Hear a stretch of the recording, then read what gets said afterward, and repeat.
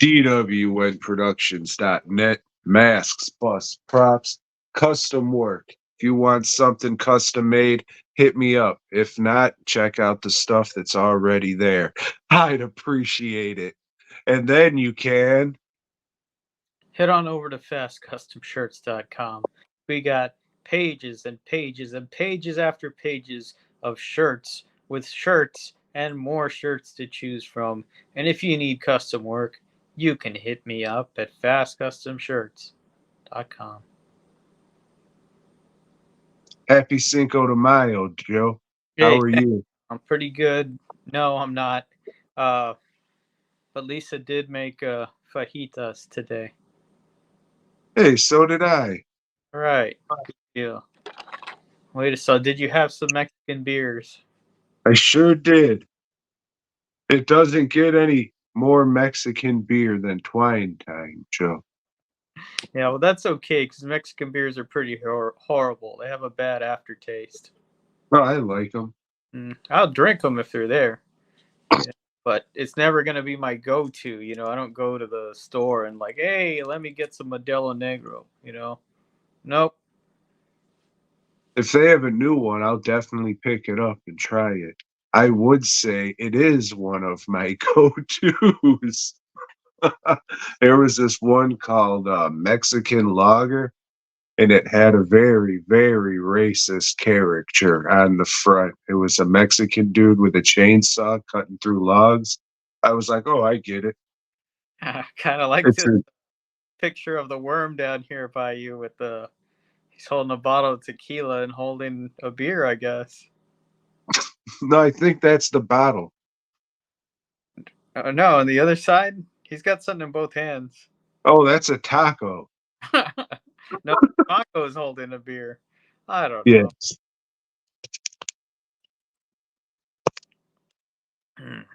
Yeah, so it was a week. How was yours?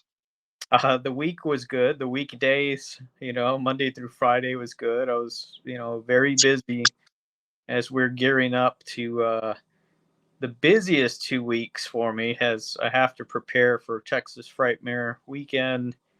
Got hit with some really big jobs that I'm glad to get on the way going in to that, but they need to get done.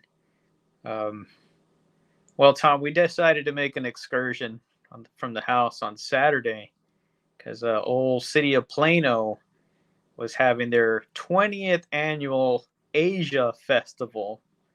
You ever heard of an Asia Festival, Tom?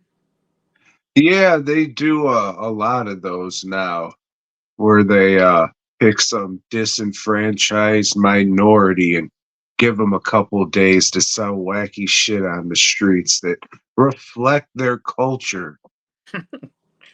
Um, yeah, so Asia is pretty big, right? So it encompasses a lot of stuff. Like India is part of Asia, and then of course you have the Taiwanese, the Chinese, whatever. The Uh, dirty knees. Lisa wanted to go to this, so we packed up her and Holland. Why we didn't take the dog, I don't know. It ended up being a better thing that we didn't. Don't want to get everybody there all salivated, Well, and you didn't want them to eat your dog. that's what I'm just saying. I didn't want them to Oh, start okay. for walking around. Um, A lot of slip and fall accidents would happen with all the mouths watering that day. we get there, and the first tent that we see there is Texas Instruments, and they had a display of calculators. So I'm cracking up at first.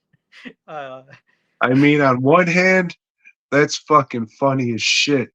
But on the other hand, the headquarters are relatively close. yeah, they are. They are close. Over in Richardson, I think. Tennis. Which is the next town. They've got a campus, is what they call these computer places, Tom. They don't call them like the building or the workplace. They call them campuses now. Nerderies. They rebranded, is what they did. A lot of rebranding going on in the past 10 years or so.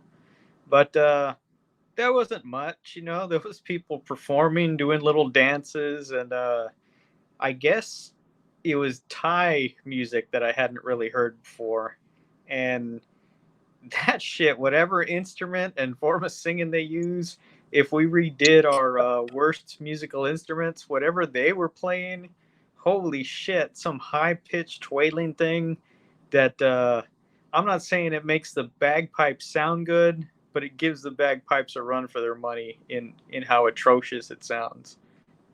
What it sound like? I can't do it What, justice. was Uh, that the instrument or them singing? Both. Yeah, the way they're singing is like a high pitched. Yeah, and I know that's like a Art form. right. Yeah, yeah, that's what I was gonna say. An art form, but we'll just A leave it at that. grand talent. Anyway, we went to where they had the food trucks. Not a big wide variety. You know, a lot of people selling bees with chewy gum, bubble gum, or beans in it. I don't know. Tea. You know, tea. Boba tea. That's what they call it, Tom. And it has like little round candy at the bottom that just goes through your straw and makes you choke. Um, there was one tent where people were selling tentacles. You know, they're just throwing them on a flat iron grill and cooking them up. So it's hey, Oh, we're here. Let's try that shit.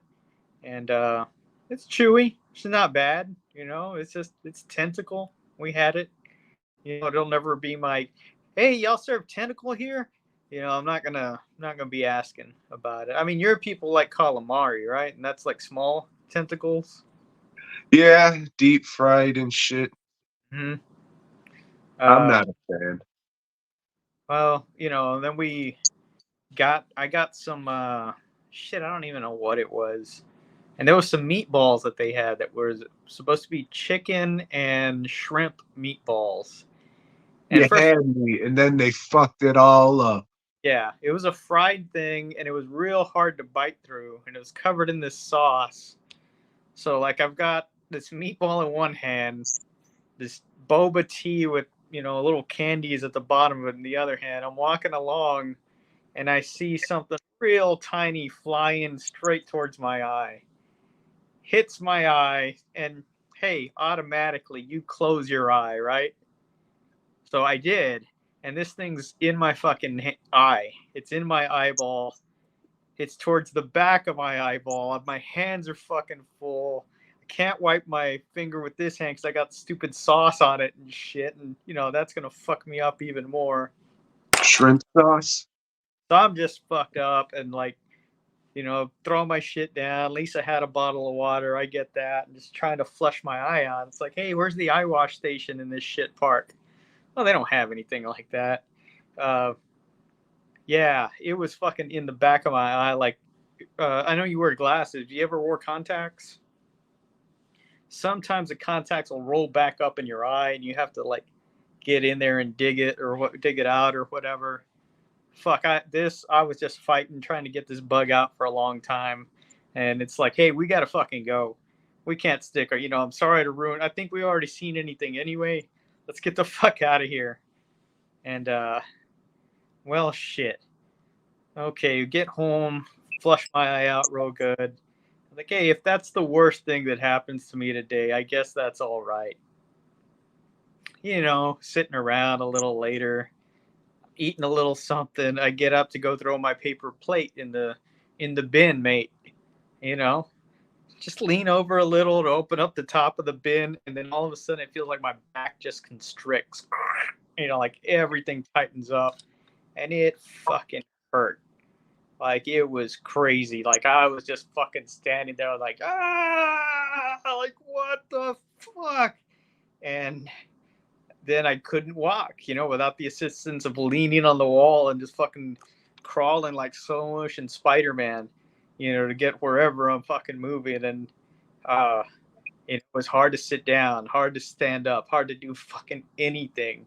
So I'm just there in pain. It's like, and uh, started asking around, went to the whole internet for advice, and everybody said, hey, yeah, you probably pulled the muscle, or you probably, strained something, you might have slipped a disc or whatever. Um, Oh, you might have spinal cancer. yeah, exactly.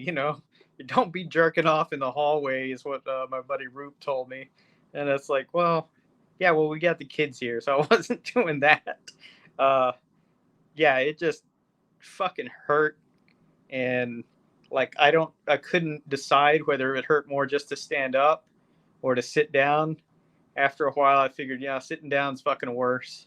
Laying down was impossible. That just like, it was throbbing and like, just fucking sucked. But,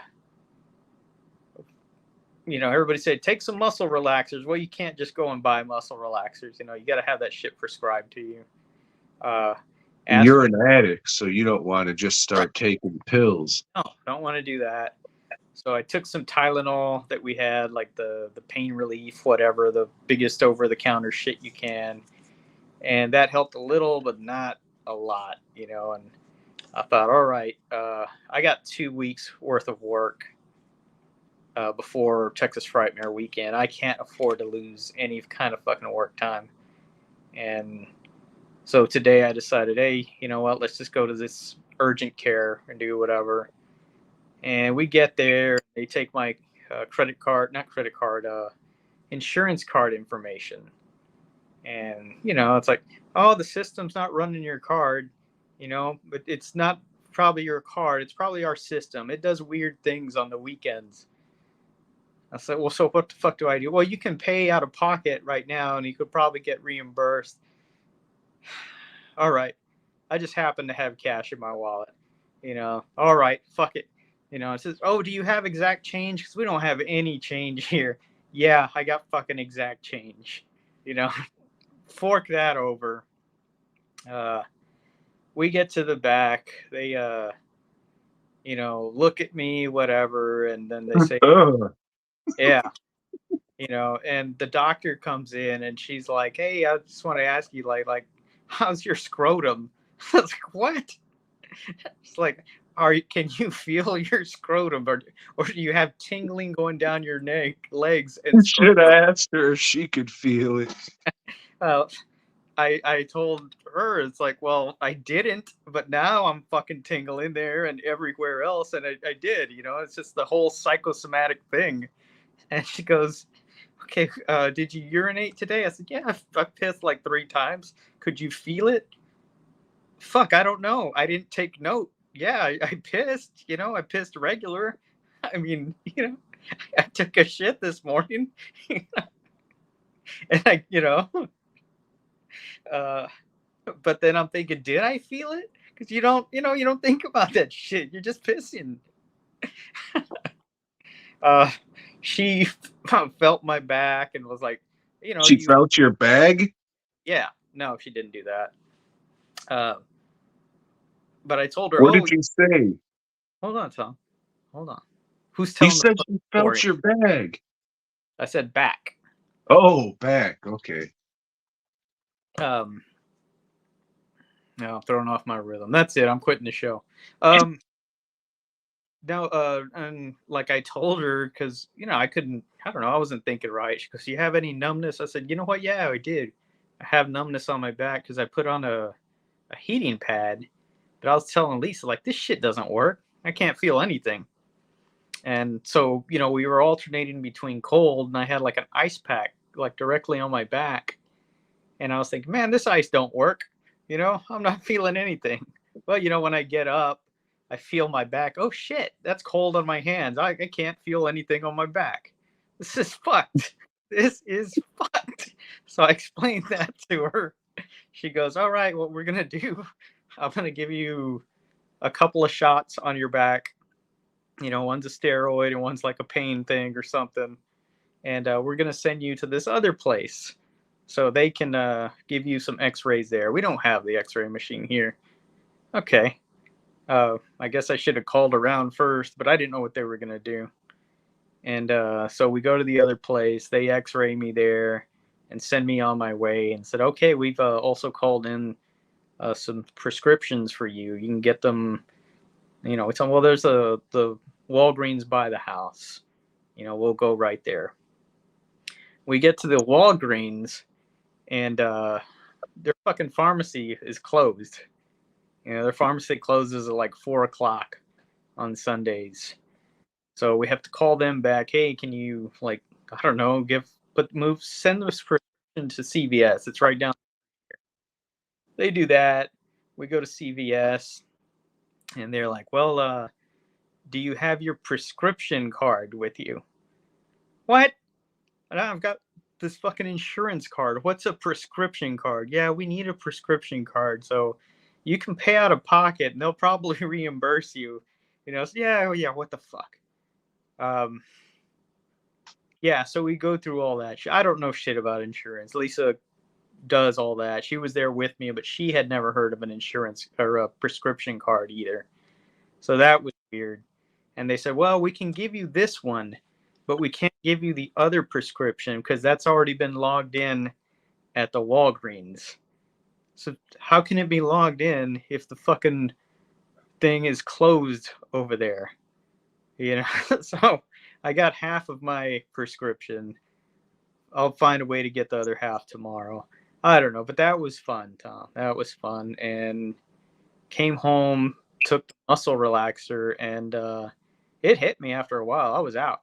I fucking slept and got up just an hour ago, and I'm feeling a little better. I'm walking a little better, still having trouble sitting down, standing up. I'll probably just sip on this water so I don't have to get up during the middle of the show.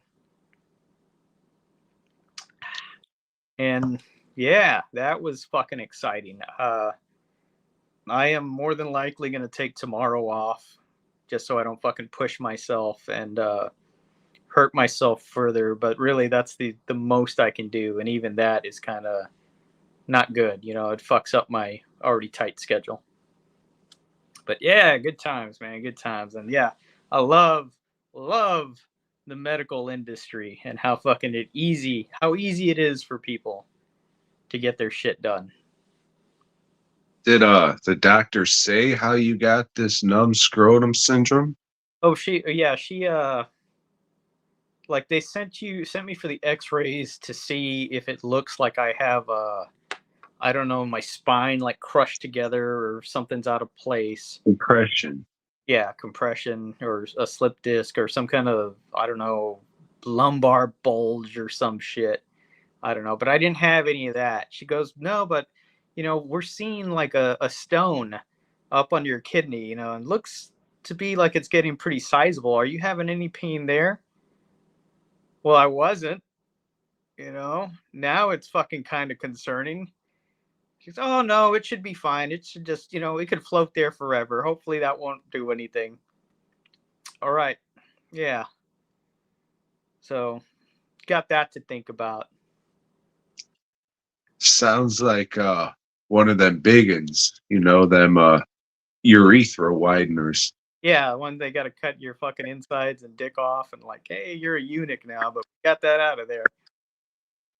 Or you can just have a really big dick hole. Yeah. Then you can get into like cock fingering and shit. Good times, man. Good times. Yeah. And I was just, recently thinking like, hey, look at all the people I went to school with and how they look like shit and what horrible shape they're in. And they're always talking about all these medical problems that they have. I'm pretty lucky. Should never think that way, ever. Well, to be fair, they probably go to the doctor regularly too for like annually or biannually checkups. So if you go, they're always going to tell you something, and then you got to keep getting on it because you're in the system and shit. Yeah. I mean, some people, that's their thing. Some people just, oh, I'll just go if I really fucking need it. I mean, it's life. Life's fucked and everyone's different. So try and manage it the best way for you, I guess. Yeah. And luckily I had money with me, Quit bragging, fuckface. Out of pocket shit that my insurance is like, oh, our system, it's so silly, haha. I would definitely file that claim, though. Oh yeah. Oh yeah. That's it, Tom. That's the adventures of my health over the weekend. Well, I have one more question, if you don't mind. It depends on the question. All right. Well, how are the ants? They seem to be gone. This new Hell yeah. it seems to have worked. Yeah, I hadn't thought about that. Hmm. You don't know what you got till it's gone. Yeah. Trade one problem for another. I'd rather have the fucking ants. I don't know how long, probably 2 weeks ago now, we had some good old foundation work done on the house, and luckily that's cheap. So you know, it's a lot simpler than I thought it would fucking be. And the slab of cement really isn't as big as you think it is and shit. So, anyways, they do that and they say, hey, when it rains and shit, it'll probably sink. So we're like piling the dirt up on a slope so it'll fall down. And I'm just like, well, all right, if it's fucked, do I just throw more dirt on there?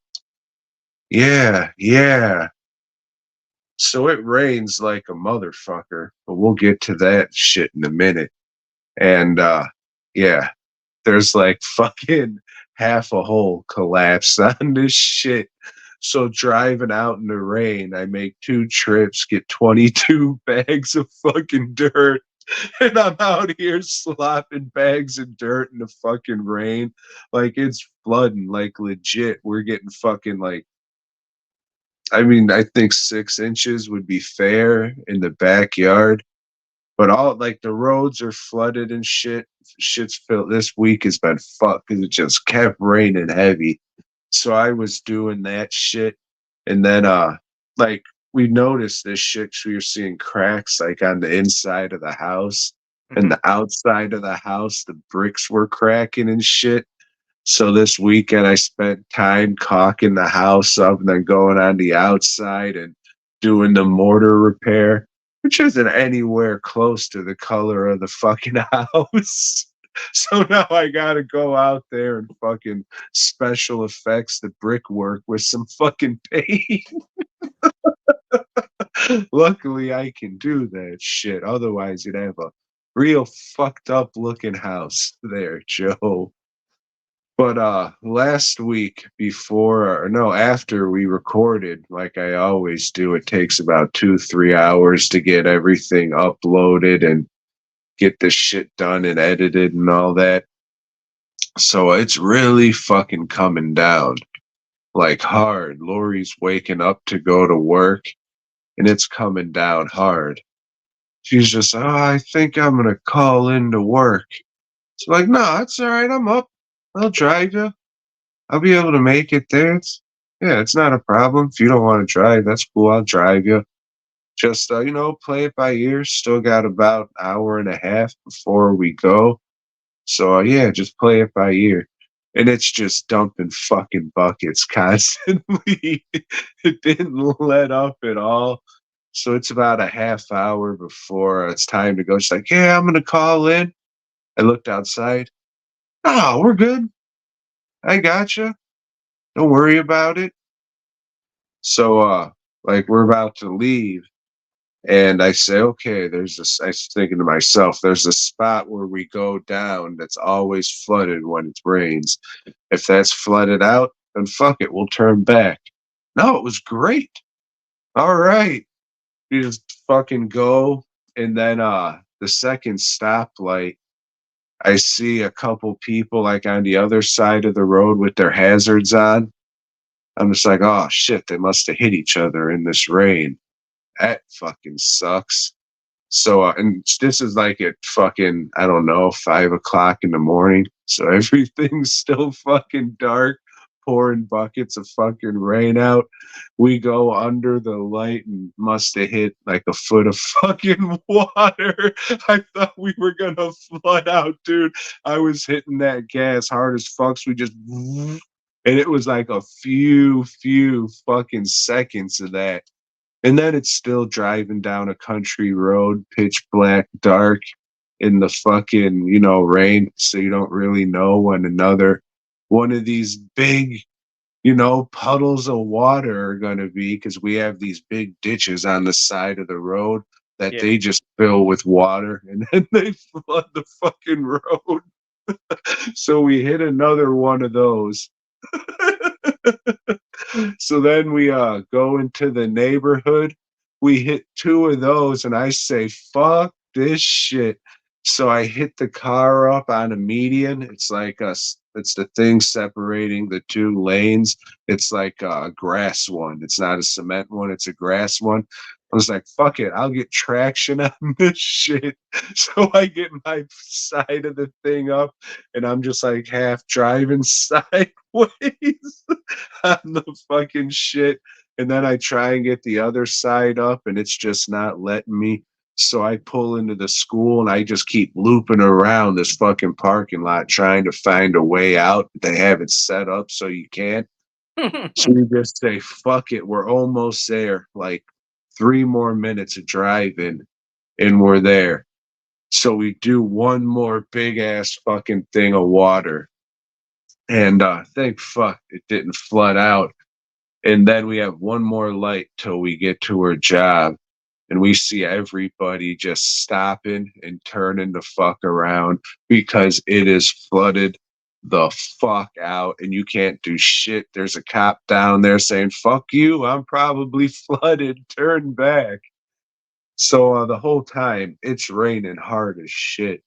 So, the water that we just went through to get here, oh, it's more now. So, luckily, there's a retirement home that we pulled into. So we pulled into there, and before we left, I was just like, I should probably hit the bathroom before we go. No, it'll be all right. I'm just dropping Lori off to work and coming back. I'm not even going to put on a shirt. I'm just going to throw on an old hoodie and some slippers. So luckily, I was able to go into the old retirement home and bless it, and they flooded. And then we proceeded to stay at the retirement home for about 2 hours until the rain stopped and receded a little bit. And then I slept the whole fucking day and didn't get any work done. And then all this fucking rain shit happened where I had to do the repairs on the house and shit, do this and do that. And then there was a whole goddamn hullabaloo over here about a fucking vacuum. And it was a very stressful week, Joe. Holy shit. Yeah, I didn't see any footage, but I heard how bad the Houston area was gonna or was getting it. So yeah, I thought about you. So, but nah, he's pretty far outside of Houston. He should be fine. Might have an alligator in his backyard or something after that, but Dude, that shit fucking like there's a fucking trailer park like right when you exit the neighborhood yeah, and it's right on a river and that shit always fucking rises up to the level of the fucking, like the buildings. I have no idea how those people do that shit and have dogs and shit. Yeah, fucking alligator and you know what? Fuck snakes too. oh yeah, I agree. Uh, yeah, yeah, it's fucked, man. Were you talking about like it's like, yeah, I won't need to go to the bathroom. This doesn't quite concede with that. But when Lisa was looking shit up about pinched nerves or these fucking muscle spasms, she said Numb scrotum. she said it's you know one of the things that can happen is you can be having these muscle spasm and then it fucking just tighten up your bowels and fucking intestines and you just piss and shit yourself. I was like, fuck, I hope that doesn't happen. God damn it. It's gonna fucking happen. It didn't, thankfully. It'll probably, have another one of these at Frightmare and it'll happen then. Uh, you know, I mean, you do have to, you're at an age where you got to get your checkups and yeah, no, get your stuff done, Joe. I've done that. I started 2 years ago doing the annual thing. Was it 2 years ago? Yeah, I think so. So yeah, but that's a different procedure that I gotta go get done where they It's fucking time to get fingered, Joe. no, they fucking stick a camera up your ass. I had to take somebody to do that recently. Mm. That was the day that black gentleman accosted me and started viciously praying. Mm. Like, oh yeah, I'm sure they want to deal with fucking you after they just had a camera shoved up their ass, you fucking nut. Uh, but yeah, that's it. That's the private lives, the not so private lives now of Tom and Joe. But you came here maybe to listen to some movie talk and well, shit, Tom. I mean, I watched a few more movies this time because I had nothing else to do, or couldn't do anything but just sit around with my eyes glued to a fucking screen. And one of the first ones I watched was I don't know what year this is, a couple years ago. Await further instructions. 1979. You heard of this one from 1970? Yes, sir. All right, so first of all, the credits are rolling, and it says directed by, I remember the guy's first name, but his last name. Oh, okay, it's Johnny Kevorkian is his name. Do you think this is his real name, Tom? This is gonna be some fucking garbage shit, isn't it, Joe? God damn it. This man from Brain Damage Films comes the hit new Johnny Kevorkian picture. God damn it. And to top it all off, he's British. So From Brain Damage Films. this is a British movie about a young man with his girlfriend, his new girlfriend, and she's Indian. They're going to visit his family for the holiday, Tom, for Christmas. And she'll be introduced to the family. Turns out, like, the mom is a real demure type. The dad, he's by the books, follow instructions, nothing's good enough type. The grandpa's there, and he's the racist type. It's They about usually are. the sister's the dumb type. Her husband is an eager to please type. The sister's also pregnant. Well, it doesn't take long before offensive things are being said. And the son is like, oh, this is why I don't come visit y'all. And y'all are blah, blah, apologize. I'm like, oh, I'm not apologizing to shit. This is my house. You let us down, blah, blah, blah. Even with all that, they decide, well, we'll stay the night and leave in the morning. Well, during the middle of the night, Tom, the fucking house is covered with something.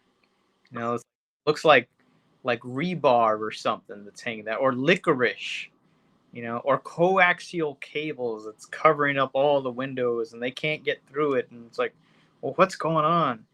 You know, is this something the government's doing? Is it terrorists? You Indian terrorists! Y'all are the ones behind this. The TV comes on, said, "Hey, emergency broadcast, blah blah blah. Await further instructions." They start getting instructions like, "Hey, possible contamination. Wash your body with bleach and water and blah blah blah." They do it. They get another instructions like, "Hey, possible infection. We're sending in kits so you can vaccinate yourself." And like a little fucking envelope comes through like a slit in the window, and then it's the first big fight. The like lines are drawn. Time, oh no, we can't do this. We can't take these vaccines. We don't even know. Those needles aren't even clean. They don't have caps on them. They all end up doing it. Then more and more division because the thing says one of the persons in the home is one of the infiltrators or some shit. So more paranoia, more bullshit. Um, their guys tries to open the slit in the licorice or whatever. Fingers get cut off, so one of them's hurt now. Well, the old man fucking dies after he has the vaccine. It's just one thing after another, Tom. And the end, after most of them are dead, the reveal is that the licorice stuff, it's an alien life form, Tom, and it's communicating to the TV, and now it's saying, worship me, blah blah blah. Everybody dies except for the unborn baby, and the thing is saying, worship me, and the baby's got like freaky eyes. The end. Shit sucked. All the characters are just fucking stupid stereotypes of racism, or the good girl that's like trying to be different, to help out. It just sucks. I didn't like any of them. Maybe they could have done something cool with these fucking licorice monsters, coaxial cable monsters, but nah, that all sucked too. There's a scene where the cables like go into the back of the one of the dead people, and it's reanimated that person chasing after them and everything. Don't watch it. It's not good. Johnny Kevorkian, I looked him up, and he died at like, I think he was 54 or something. Probably doing drugs with a name like Johnny Kevorkian. He said died of a heart attack or something. Yeah, cocaine heart attack probably. I don't know that for sure, but I'm making an assumption based on what I know of British Hollywood types.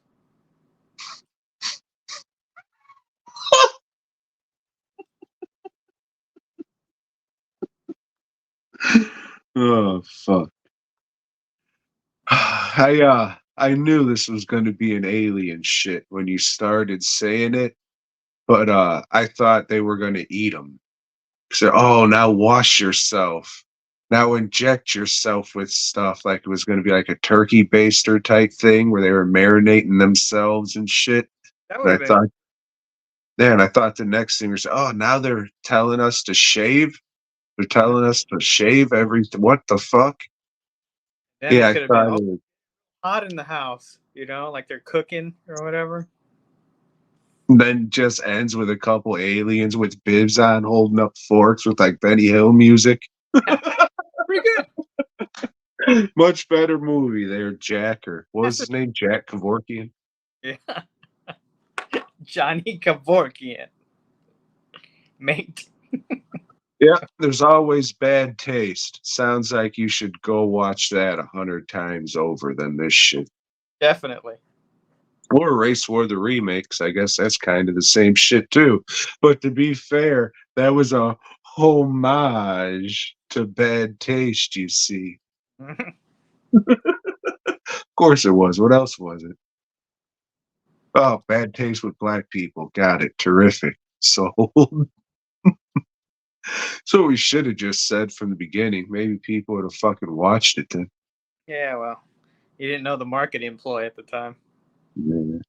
Should have just shot it in fucking a weekend, and we'll get to that though. We'll get to that. Yeah, we will. That's going to be something. Oh shit, Joe. I watched the fourth Dirty Harry movie, Sudden Impact. Have you heard of this one? Have you ever watched a Dirty Harry movie, Joe? I have. This one was a mainstay also on the early days of HBO and the movie channel. So, is this the one where he's walking the dog like Butthead or whatever he calls his dog? Okay. Yeah. It's Watch my it, little dog, Meathead. watch it, meathead. When he knocks over old Sandra Locke. Is it Sandra Locke again? Yeah. Yeah, who he was involved with at the time. You mean like intimately? Yeah. Oh, so she probably sucked it then, huh? Oh yeah, she was in a lot of his movies for quite a while. Good for her. But before we get to this one, Joe, I went back and listened to the last Dirty Harry review to see if I forgot to mention the best part, which I did. I didn't really say much about the movie at all, to be honest with you. But the best part, it's at the beginning. He's chasing this punk, and the punk is running up the stairs. So old Dirty Harry pulls out his gun and shoots the guy up his asshole, and the bullet flies out his fucking dick, and he falls down the stairs holding his new pussy hole. It is hilarious. So definitely check out that last one for that. But That's this one, needing. what's up? That's a procedure I'll be needing in a few months, I'm guessing. Hey, meathead, come bring some bandages so you can take the gauze out of my new pussy and put some new stuff in there. Mr. Garcia, your insurance card, it's not yours, it's the system. You're gonna have to pay out of pocket for this humiliating experience. Oh, shit, I hate to ask this, but you got exact change.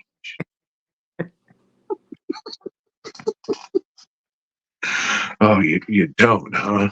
Uh, can you can you maybe ask somebody in the waiting room if they could break a 20?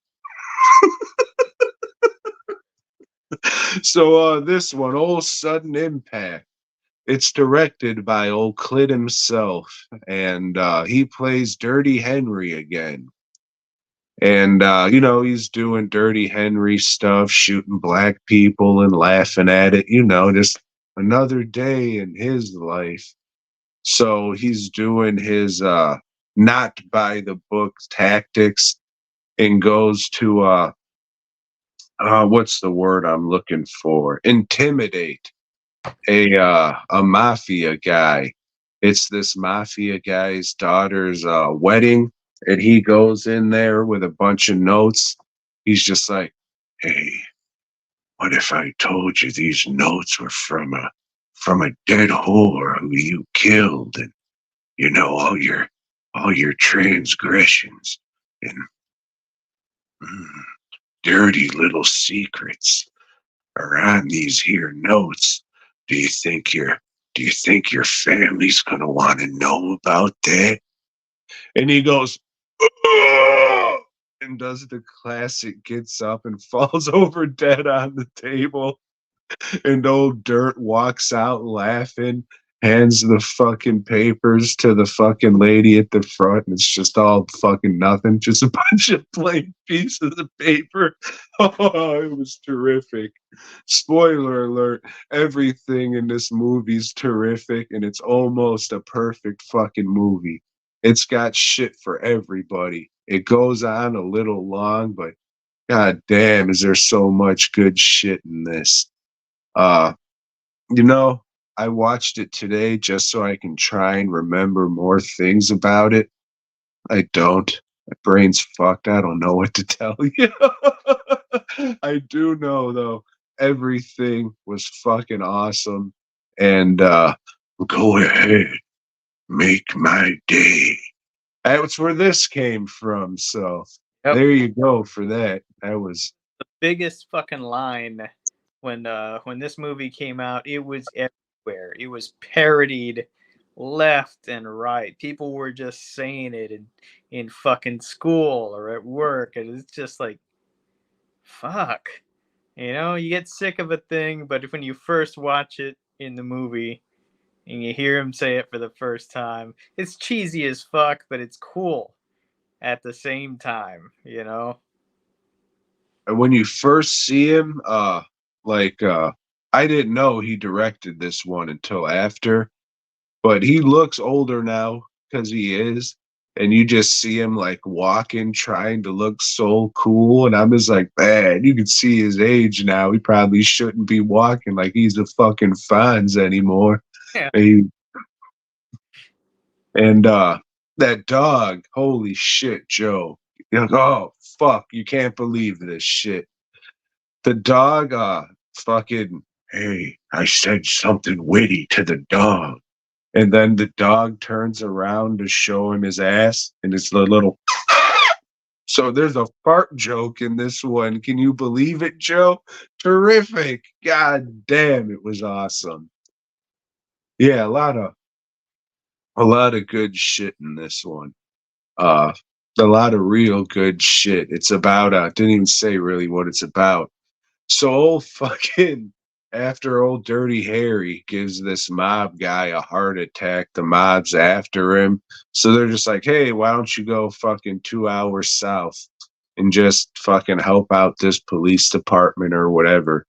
And there's a lady who's getting revengeance for a gang rape that happened.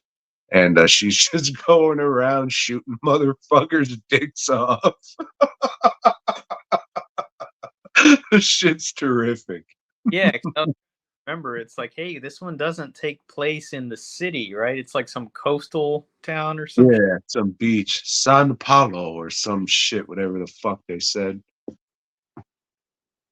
Yeah, this shit's great. I mean, all of them have been fucking good for sure, but this one is fucking great. This is like, if anybody, which it'll never happen, no one's ever going to come up and say, hey, Tom, can you recommend me the best stereotypical cop movie? Well, I mean, I can now, and it's fucking Sudden Impact. This has fucking everything. It's almost like a slasher movie. It's weird. I can't say it comes off like a horror movie, but since you got this lady hunting down all these people, like it kind of plays like that, and there's some fucking squib effects in the old fucking button in the forehead getting pulled. So I mean, there's definitely elements of it, but yeah, it's good shit, real good shit. Yeah. Except for shooting all those black guys again. I don't know what his fucking problem is. It's been years since I've seen it, but I liking it. I remember liking all of them except for the Deadpool, which I think is your next one, right? Because by then action movies were just over the top and stupid, and I thought the ones that preceded it were pretty fucking good. It's like Death Wish the Crackdown. It's just, hey, this old fucker, pulling out a fucking rocket launcher and shit. But It's great. It's it, fucking it is, but it's also like, man, this doesn't fit with what came before in this franchise. Now they just got stupid, and I guess that's what they had to do. it's awesome. Fuck it, we already made like serious movies, and we already, Hell yeah. Now let's have old Paul shoot motherfuckers with an RPG. yeah. It's great. If you like that, you're gonna like the Deadpool, Tom. Good. I mean, the thing I think we all missed out on was a fucking old Dirty Harry versus Death Wish thing. Since old Dirty Harry's a cop, like he do the same thing at this movie. Like he's tracking down this vigilante who's killing all these people, and it's Paul Kersey. He's like, I see what you're doing. Hurry up and get out of here, kid. And then the credits roll. That would have been fucking awesome. Like they just have a scene where it's a shootout and they're going after each other because there's a misunderstanding or something. It would have been fucking great, man. If we would have got that movie, that would have been fucking awesome. But we didn't. We So, got Sudden Impact and it was sweet. so back in the early '80s, as I listened to the Chuck Dixon podcast, and he talks about his proposal to DC to do a Dirty Harry Batman crossover, and that DC was with it, and the studio was with it, but Clint Eastwood was not. He said, "No, not using my likeness. No." That man hangs out with that young boy. Go jump in a lake. I don't want that shit. I don't think that would have been good at all, but I would have read it. Yeah, I wouldn't have because fuck a Batman.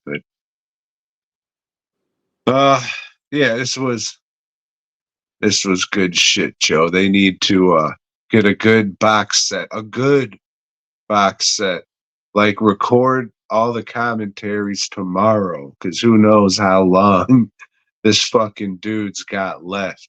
I mean, if they didn't record commentaries for this shit by now, they're fucking dumb. Yeah, Just for like a or I historical archival thing. I know they have some, but I don't know if they're complete. Like I said, I've got that Clint Eastwood set, and it only has two of the Dirty Harry movies in it. And this is not one of them that's in there, which is strange because it seemed that box set was like all the shit that he directed, but that one and another key movie is not in there. I can't remember what it is. Yeah, we could really use a nice.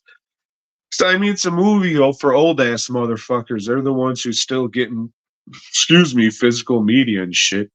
Hmm. So get that last nut, put out a good one with whoever's left. Talk to them, get them out there. Nice retrospective, like just fucking. I, like I don't want to say give it to one of these boutique labels and shit because I don't. I don't know. What the just is that piss running down this broad's leg? Fuck no. But somebody has to put a nice fucking set. Well, they don't have to, but it would be nice. You don't If need to so, let Mill Creek do it. I'm fine with that.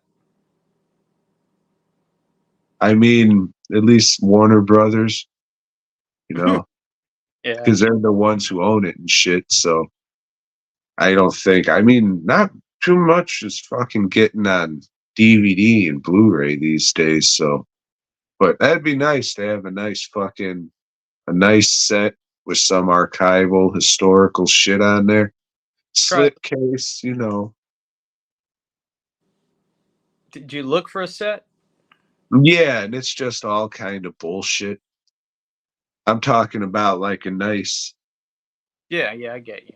like a nice, hey, buy this 50 to like a $50, a good $50 set.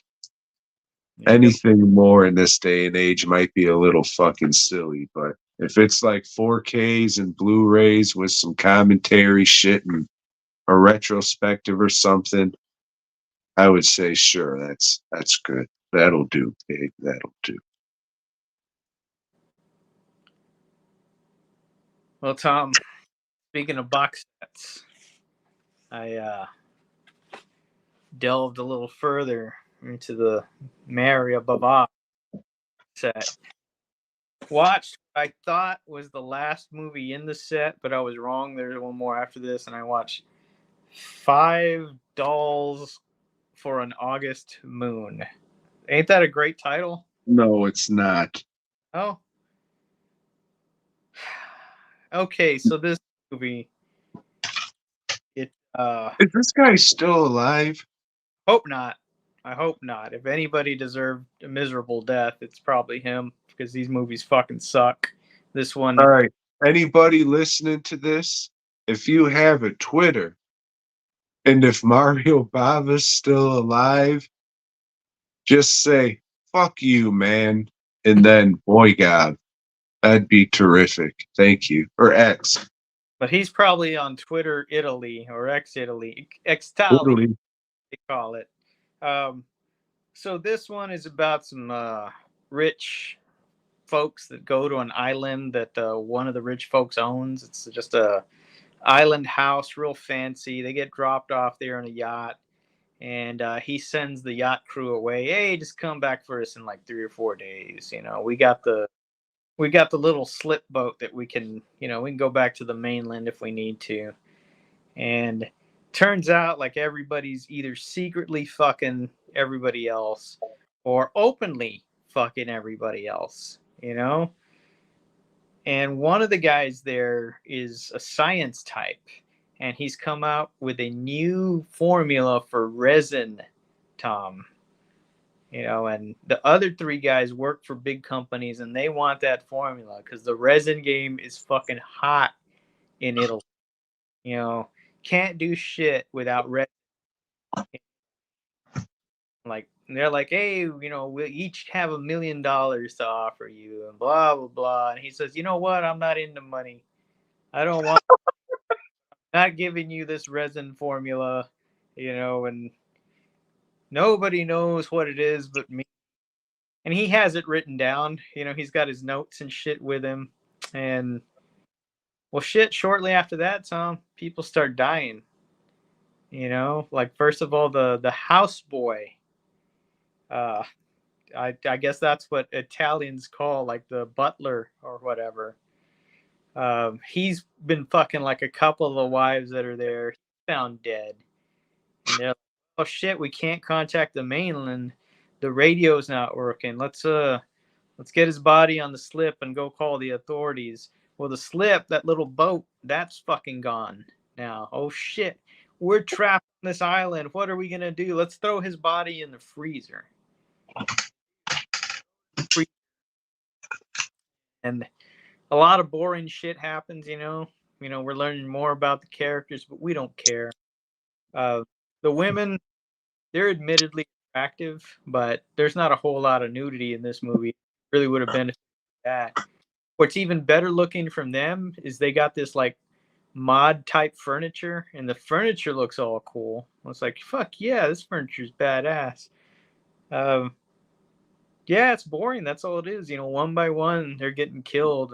The reveal is like the scientist. He gets killed pretty early, and but it turns out he's not dead because they shot him with a bullet that had sodium pentothal, and he told somebody the truth about he had killed his partner, who was the guy that originally came up with the resin.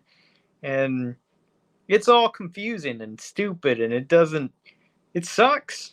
It sucks. You know, you can go through the Bava playlist and see.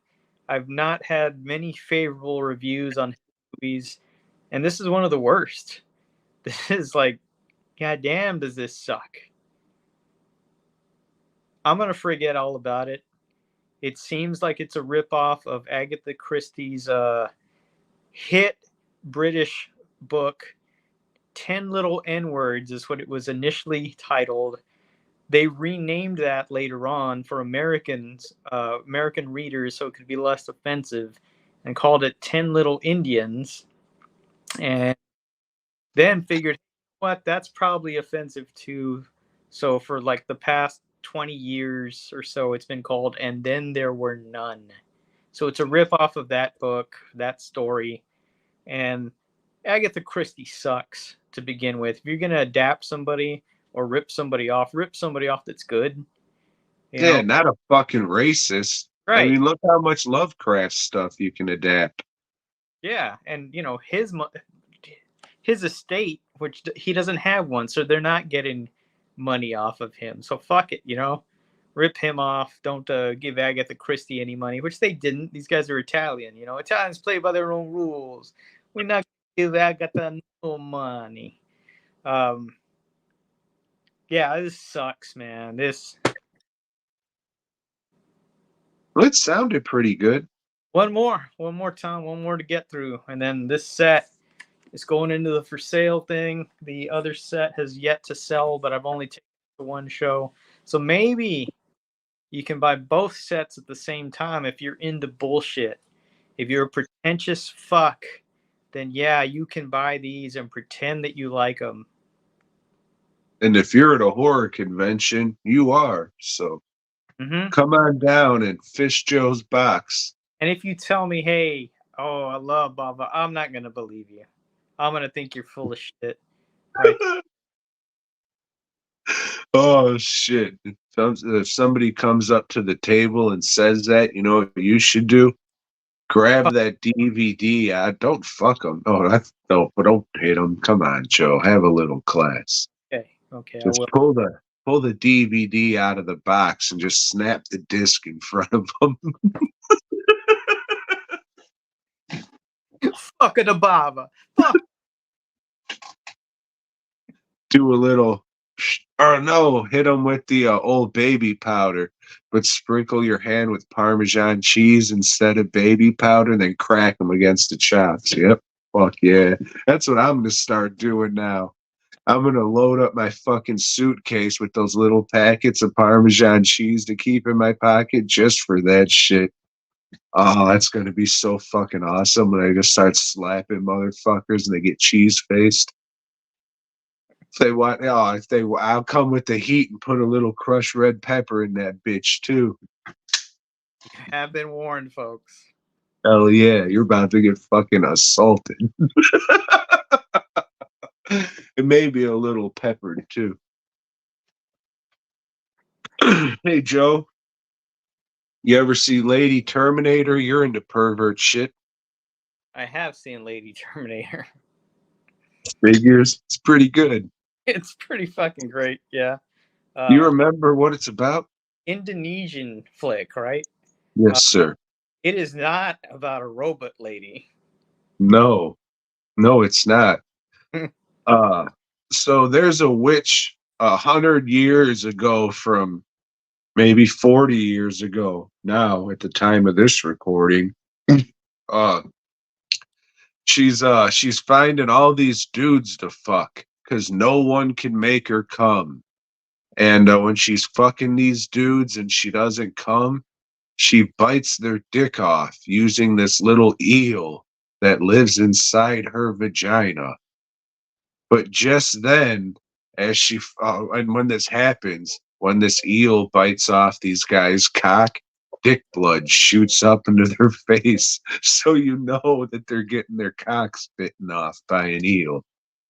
So just then, Prince Valiant comes in, and the curtains blow open, and the lights get brighter, and he fucking floats in on a plume of smoke, and he throws her the dick and makes her nut, and she says, "Oh, you bastard! You defeated me, but I'll be back, and I'll curse your great great granddaughter." And then the pussy eel fucking slides out and he grabs it and turns it into a fucking dagger or some shit.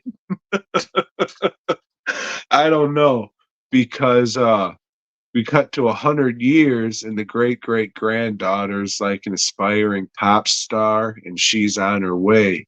But there's this other lady, I think an American, who's like researching the tale of this witch, and she's just like, "Oh, I want to go see this place where the body's supposed to be or the witch is supposed to something.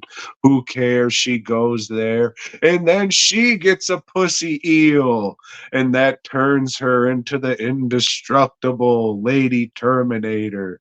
So then she goes around fucking a bunch of dudes, biting their cocks off with her pussy eel, and along the way she finds machine guns, and she's tasked with finding this pop star and killing her to complete the curse. And it's fucking ridiculous, hilarious, funny shit. And I had a good time watching it, Joe.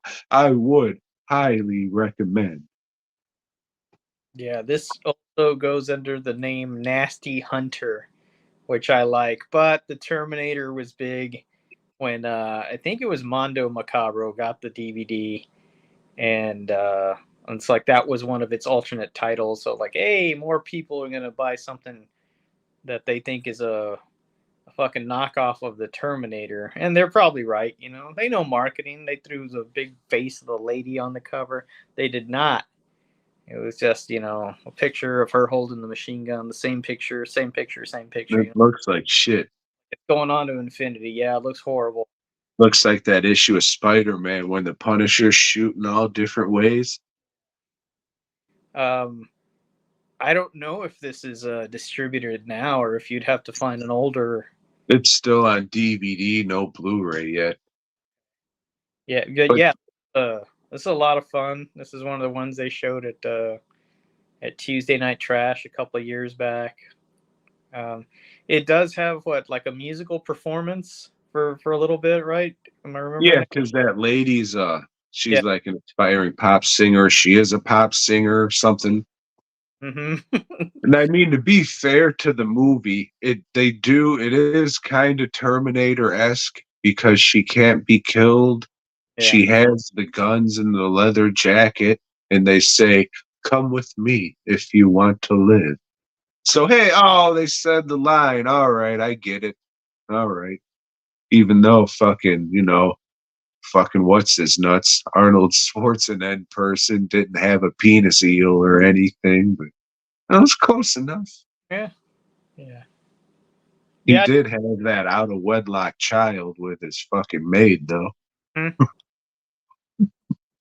And this is what, Indonesian? Yes, Yeah.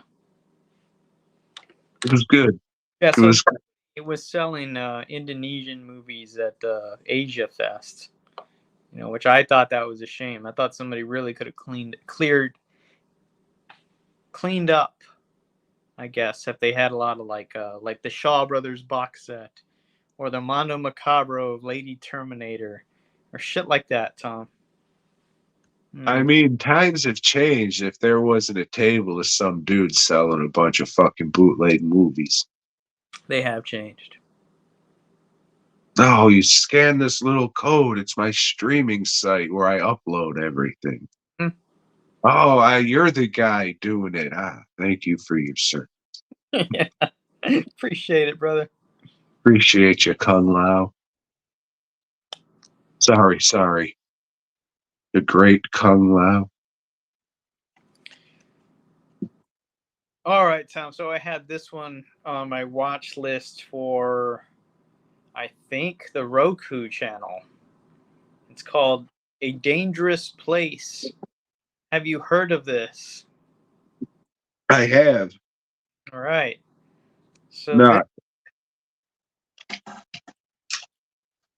this is a knockoff of a lot of the teenage karate movies, like The Karate Kid or I don't know, a lot of them. Okay, it's about a guy, and he's a karate dude. He's been going to this Lion's Den dojo or some shit, but he kind of switched over recently to the Scorpion's Den logo because those guys are popular in school. They get all the bitches, they go to all the parties and shit like that. But they're a bunch of no good nicks. What they do on their free time is they rip off dirt bikes, and do some little grand theft larceny, and it's not good. And they're led, at least the student portion of them, is led by none other than Corey Feldman, and he's wearing like a white, wife beater, fucking tank top and black gloves without the fingers, Tom, because you either wear those when it's fucking cold in your warehouse or when you're just a tough motherfucker, you know. And with him, they never show him in a warehouse, so he's just a tough motherfucker. Well, they convince him one day, hey, you really want to be a part of us? Let's go break into this house over here. Don't worry, the people aren't home. Well, shit, Tom, the people were home. And like, so they're beating up the people, throwing them in the closet, and the guy's like, hey, we can't do this. This isn't right. You're not right, motherfucker. You're not right with us. And they start beating him up. Corey Feldman, sticks out his hand like in a tiger maneuver and like fucking hits him in the throat, kills him. The guy falls down the stairs, kills him. It's like, well, shit. This wasn't supposed to happen.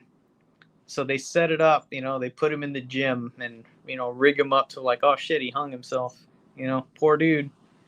You never know what's going through somebody's head. It's the happiest people that probably have the most demons. And well, his little brother's not buying it. His little brother's like a freshman or something. These guys are seniors.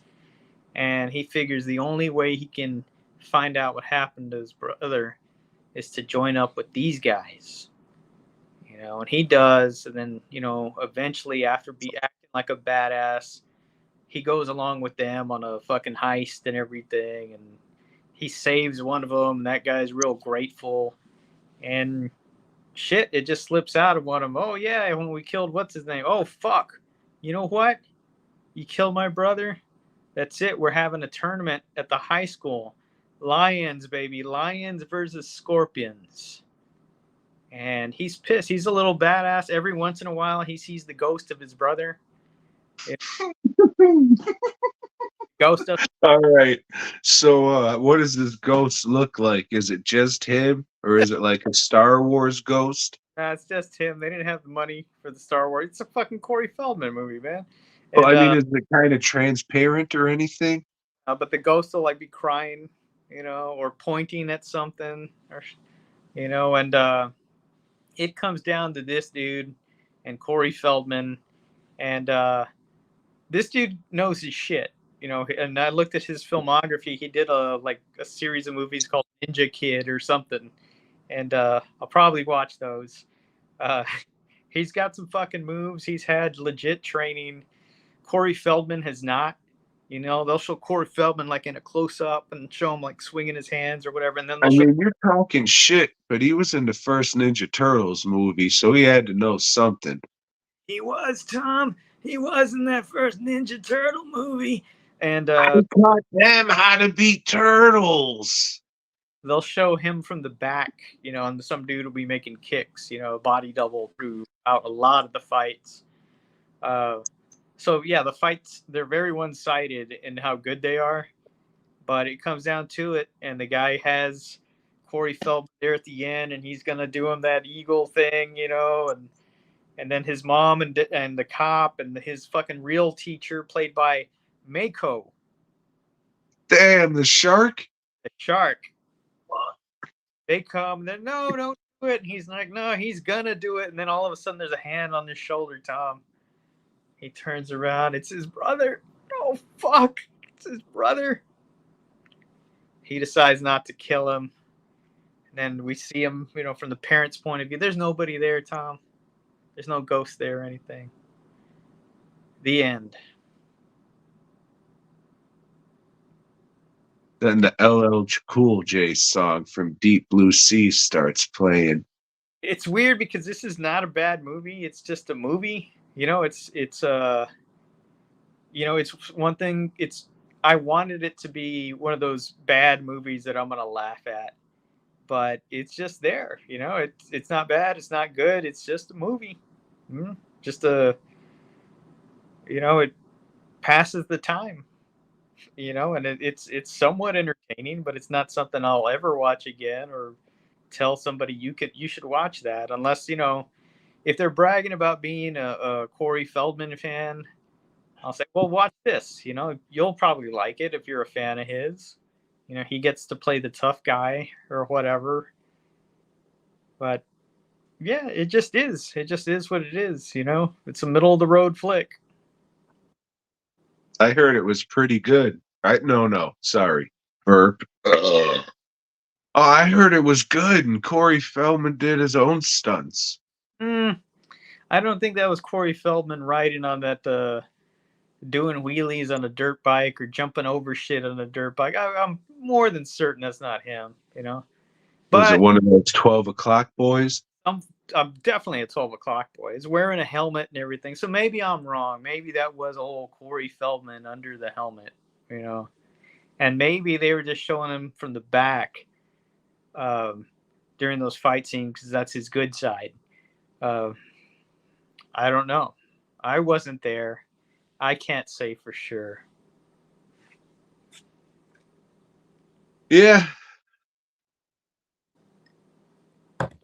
I'll never watch it. I don't know what the fuck to say. I'm definitely not going to go out and watch any fucking Karate Boy movies like you are. But that's cool, man. I'm sure fucking, you know, people will be real interested to hear what you got to say about Karate Boy. Yeah. Joe, I watched a movie called Black Rage, aka Charcoal Black, aka Catch the Black Sunshine. And this one is about two slave brothers. One of them being albino, but you know, not one of those black albino guys that you see and you go, oh, he was just a white guy. He just had a white guy play this fucking slave. So he's just white. He's just the whitest motherfucker they could find. He's not talking like a southern slave. He's just talking like, oh golly, white guy. So him and his brother, while they're working for the cracker, they find a treasure map in their crack. Says, hey, what is that? Give it to me. And so they say, fuck this. And they bonk, hit him with a shovel. So he falls over. And then they run away to go find fucking Curly's gold. Oh, Curly. And the guy wakes up and he says, "Oh shit, I gotta go get him." So he finds a couple bounty hunters at the bar to go with him to find these two guys. And you know, uh, the white guy is called a white N person a lot, like a real lot. And every time he was, I laughed, Joe. It's the most ridiculous shit because this is clearly like a 50s Buddy Holly doo-wop white guy with fucking like blonde ass hair and dude, it's the silliest shit. And you got these fucking stereotype racists calling him white N person and shit. Beyond that, there's no reason to watch the fucking movie because it's just, I don't want to say most dangerous game because they're just tracking them and shit, but they're just going trying to find Curly's gold and their escapades along the way. And at the end, the bounty hunters kill the white end person and their master or massa helps him carry the body over. And, they all think about what happened these past couple days as they look at the sunset and then it's over. This shit comes off as like a racist Little House on the Prairie. I don't know what the fuck this shit was, dude. It's not like, oh, you got to check out this wild shit. Like the crazy ass VHS and promotional art they made for it would make you think, what in the flying fuck is this? Because it just looks like some fucking little skinny fucking like AEW wrestler black guy in a fucking like set of overalls, like looking tough, like he could beat a motherfucker up, and it just looks fucking pathetic. So you're just like, what is this shit? And it's just like some, I don't know, Little House on the Prairie where fucking Pa Ingalls calling this fucking Buddy Holly fuck a white end person. So once again, the cover art does its job by getting somebody to watch it. And yeah, I've seen that cover art before, and I thought, hey, I want to watch that one of these days. That looks like a hoot, But like you said, it's not what it promises, huh? No, no. And speaking of hoot, this was recommended by old Hoot Owl himself. So, it took a year and a half or so, but finally got around to watching it. And I did have a few laughs, but I can't say for the wrong reason. That shit's silly as fuck, dude. Like, if they wouldn't have told you he was his fucking like brother and he was albino, you wouldn't even, what the fuck is this? What is going on here? It's the craziest goddamn shit ever. And everybody buys him for a white guy. I don't know. It doesn't change. Oh, fucking binoism doesn't change your skeletal structure and shit. Fucking dumb. Whoever made this movie's fucking dumb, but we'll get to dumb people making movies in a little bit. Now, talk about that right now, Tom, because I watched. Where the fuck did I put it? I don't know where I put it. Ah, here it is. The Strange Hostel of Naked Pleasures, Tom. This is another one from the old Coffin Joe set. And I guess he plays Coffin Joe in this one, but he doesn't have a top hat. He's wearing one of those dumb fucking derby hats. This Okay, so in this one, old Coffin Joe owns a hostel, I guess. But before we can figure that out, we got to go through a like 8-minute scene of chicks and dudes dancing, doing a ritual or something. And Coffin Joe comes out of coffin. Yeah, they're dancing like that. It's fucking some shitty dancing. The women are not attractive. Um, Old Coffin Joe comes out of the coffin, and then he goes and to the hotel desk. And people just start coming in. It's like, hey, no, oh no, he has an interview process where there's a shitload of people outside waiting for a job, and it's supposed to be a good paying job. He comes out, looks around, you're hired. Come in. Everybody's like, hey, what the fuck? None of y'all are hired. They're hired. Okay, so they tell them get to work, whatever. You guys are fucking just take care of the customers. Uh, People come in and like a lot of them have reservations already, and we're just fucking one after another coming in.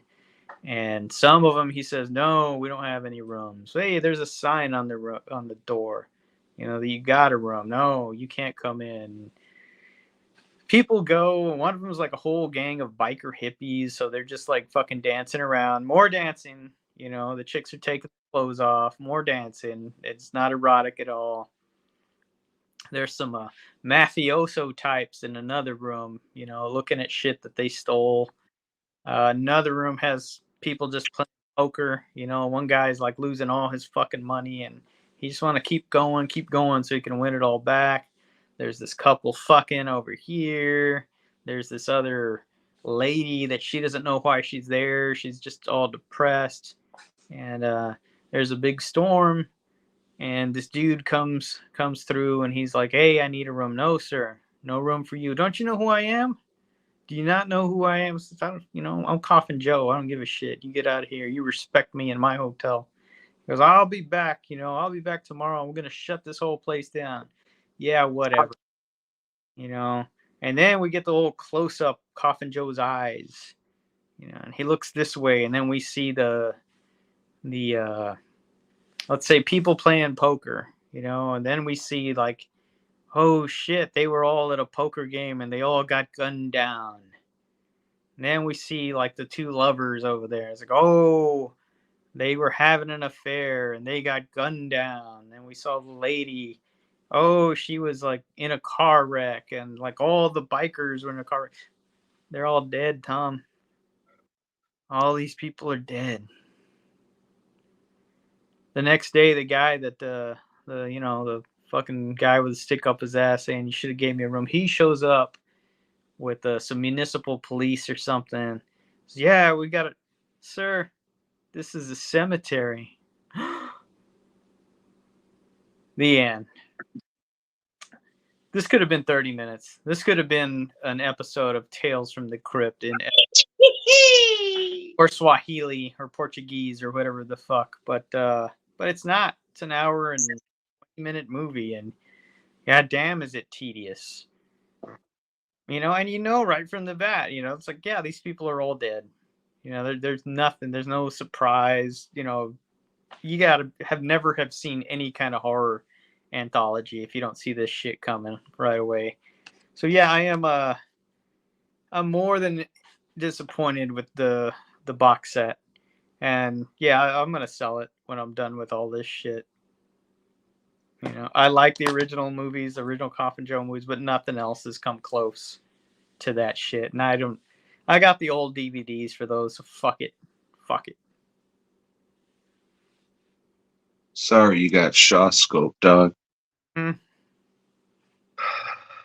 To be fair, though, I was gonna say it's not Arrow's fault because they didn't make the movies, but No, they compiled them. yeah. But I'm not mad at it. I was excited when this came on. That's me. I just thought, hey, all that other shit was good. The rest of the stuff I hadn't seen, these got to be hidden gems. Nah, it's just all the dirt that was around those few gems that we found from the beginning. Yeah. It's awesome when you can find something that you've never seen that's just like, oh wow, have I never seen this? This is great. Like, Boxer's Omen. But there's just so much shit. It's just like, yeah, that's why I never heard of this. Yeah. It sucks. Yeah, But there's again, that's why there's so much shit because everybody's different and everybody likes different shit. Like, if you like everything, I mean, God bless you, but something has to be fucking wrong with you. Yep. So, I mean, yeah, it's awesome when you find something that you generally fucking think, yeah, this is sweet. Like the fucking Dirty Harry movies have been fucking dope. Like this last one, Sudden Impact, is fucking awesome. But the other ones are like, yeah, they're pretty good. So it's awesome when you find that shit. But yeah, not when you get fucked in the butt because they're doing some fancy cardboard. I mean, some people like bullshit wrapped in fancy cardboard, but you know, at the core of things, the movie has to fucking be solid. Right. Not solid, but entertaining. Hmm. Fuck.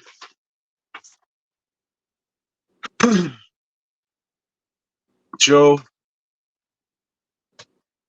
I watched a movie that I've seen a bunch of people raving about for maybe a week or two, Okay. and it's called Hundreds of Beavers. Have you heard of this? I have not heard of this at all. Well, this is supposed to be like the funniest shit. If you like to laugh, this is the comedy to see.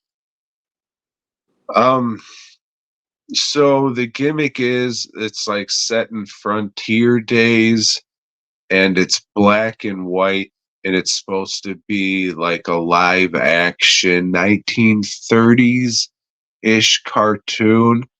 To me, it came off like a love letter to entertainment of that era, which I don't give a fuck about that era. But it's about a drunk who owns like an apple farm that makes some kind of booze out of the apples. And because he wasn't thankful and just a fucking drunk, he loses his business and everything. So now he has to fucking learn a new trade, and it's trapping. He's a trapper. He collects furs from animals and shit. And the crux, if that's the right word, is there's the person he turns his beavers into to get money or supplies and shit. And he has a daughter and he wants to marry the daughter, but he won't be able to marry the daughter until he brings this guy hundreds of beavers. So it's just this guy learning how to track and kill beavers and shit. And the beavers are just people in like mascot costumes. There's like beavers, rabbits, and raccoons. And there's on set stuff, on location stuff, green screen stuff. Everything's done well, like the style and the look that they were trying to go for, like everything's cool. It's this weird little movie that what they were trying to do, they did. Unfortunately, I just didn't find it funny and it gets kind of repetitive. uh the Mystery Science Theater 3000 crowd, they'll fucking love it. If you like the stuff Adult Swim started doing when I said, yeah, this shit sucks, I'm not gonna watch anymore, then you'll love this shit. Like when they started doing their goofy live action shit, it was just like, oh, this is fucking, Adult Swim, Yeah. Cartoon Network, Adult Swim, same shit. But, I'm just like, oh, this is supposed to be cartoons and shit. I'm out. I'll still stick around for Venture Brothers. So it's just kind of that shit. I mean, if that works for you, you'll probably like it. The filmmaking and them making the kind of movie they wanted to is great. Like all that shit's great. I can't say it's a piece of shit. Fuck this movie. It's just I just didn't find it fucking funny. And if you don't find the shit funny, then this movie ain't gonna be for you. I would say watch the trailer, which I didn't. Watch the trailer and it'll give you a good if you like the trailer, then you'll probably like the movie. Joe, I think you'll like it because it's like old timey slapstick type shit. and it did kind of remind me of like Three Stooges, Mousetrap, or Mouse Hunt, whatever the fuck kind of shit. So maybe check it out, but I mean, yeah, what the fuck do I give a shit about 1930s entertainment? Like, I'm not watching the cartoons. Why am I gonna? So yeah, I mean, it just wasn't for me, but shout out to them for making the shit they wanted to make and pull it off and shit. I can't say it's a piece of shit movie. I was like, no, yeah, it is what it is. Hmm. I know. I haven't heard of this at all. You think with the title, I would have, somebody mentioned I'd remember it, but no, nothing. Yeah, it's not one of those gang bang videos, but well, no, I guess that would be a reverse gang bang if there are hundreds of beavers. Yeah, I think that's how that works. maybe. Anyways, it's on streaming if you want to spend a couple bucks. Pass on that. I'm sure eventually it'll be on a Arrow put out their last movie, a Lake Michigan Monster, I think it was, which I didn't watch, but I'm sure they'll put this out at some point. Or they won't. I don't fucking know. We'll we'll ask them in a couple of weeks. I mean, I won't. There's nothing I want to see at their table. I just want to look at them and say, Shaw scope, and just spit on the fucking ground and walk away. Dickholes. That's I didn't watch anything else aside from our feature. Okay, your designated feature for the week. All right, I'm just going over this one more time. And Joe, I think we got it. All right. I think we got it. So yeah, I thought I would try something different and just pick 4 random shark movies off of the old Tubi, with it being summer movie season and all, and you know, you being afraid of sharks and all. I thought, oh, we'll watch some good stuff. Well, Joe, we watched something. It was something. Um, Tom's first pick for Summer of the Shark was Noah's Shark, which admittedly this is a clever title, Noah's Shark, and you would think by the poster, which shows Noah's Ark, in the tumult of a storm, and there's like pairs of animals, like swimming in the water, and there's a shark there. You think, well, fuck yeah, a shark hassling Noah's Ark while the flood is going on. This, that's all right, even if it's shitty. Why didn't you bring me on board? No, Turns out they did. so the so like the poster, it's a dead giveaway that this is a very very micro no budget type flick. And well, the story, oh fuck, okay, so I watched. Okay, before we get into the movie, let me ask you this, Joe. Hmm? Have you ever seen a Polonia Brothers movie before? I don't know, I'm sure I have. I got a bunch of Wild Eye shit here at the house. I know like for Camp Motion Pictures, I make their Splatter Farm t-shirt and something else. But Speaking of Splatter Farm, this was the people who made Splatter Farm. And I'm pretty sure the lead actor in this is the lead actor in Splatter Farm. the priest or the guy that Yeah, jokes wears eyeliner. the priest. Okay. And again, I've brought it up. I've said the phrase backyard movies a bunch. I'm sure we've all heard me say that. After watching this, you got a better idea of what an old backyard movie is there, Joe. Oh, I knew. It's just been a while since I'd watched anything like that. Um, So this is about a priest that had a show on TV where he would do exorcisms, but one of them didn't go right because during the exorcism, the demon just says, "Hey, you're a pedophile." Oh fuck, that's it. You're done. Once that's out there, true or not, you're done. Your career is over. And the demon laughed at him, on the way out. Ha ha ha. Fuck you. Gotcha. It's got Schneidered. Um, yeah, still defending that guy. Yeah, he got You just got piss scored. Is got that better? still defending that guy. Um, You just got Garcia. yeah, defend that guy because that shit ain't true. Um, I want to watch Karate Boy. so he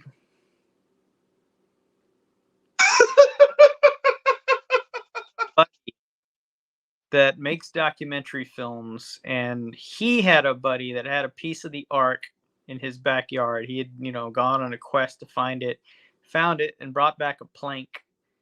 And the priest comes over to verify its authenticity, and he's got kind of psychic priest powers. So yeah, this is it. This is the ark. He saw, a And vision. it's kind of an old looking board.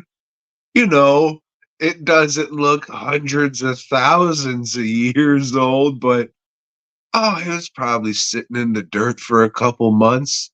And they said, oh, yeah, we can use this magic board. Not in only this movie, but a couple others. We're going to keep this magic board as a prop we're going to use in a couple of our movies. Can you believe that's real shit, Joe? Yeah, starring the plank from Noah's Ark. Ed, and Eddie. Um, yeah, so they decide they're gonna go after it, but in between we're seeing Well, like you got to say they're going after Noah's Ark in the fucking middle of Pennsylvania, I like some woods in Endor. going to Iran, indoor Iran, the mountains, the snow-capped mountains. But here's the thing: is like the vision he saw of Noah on the ark. It turns out that there was a shark that wanted to go on the ark, a demon-possessed shark. They said, "Nah, we already got two sharks on the boat. You can't come." So the demon turned into a lady and seduced one of Noah's sons. And The fourth son, who you've never heard of before. I don't know. I think Noah had like 80 sons or something. The Well, they Bible said three, but this was the fourth one that you've never heard of before. Zamutru or some shit. missing texts of the Bible. Yeah, the Apocrypha. Um, yes, we see visions of that. We see visions of a shark jumping. And Jump. then they turn the shot around and we see it jump the other way on a different background. Every time that shark jumped out of the water and jumped back into water, I fucking laugh because it sucks so many fucking dicks. Visions or shots of some chick dressed like a witch. And is she the shark demon? I don't fucking know. I didn't care. I had lost interest pretty early. There is a cult of ghosts, angels, things that are protecting the ark, but we don't know that they're protecting it at first. We just think that they're killers and shit. They got really cool masks, though. Tom, as a mask person yourself, I think you could appreciate the mask work here, right?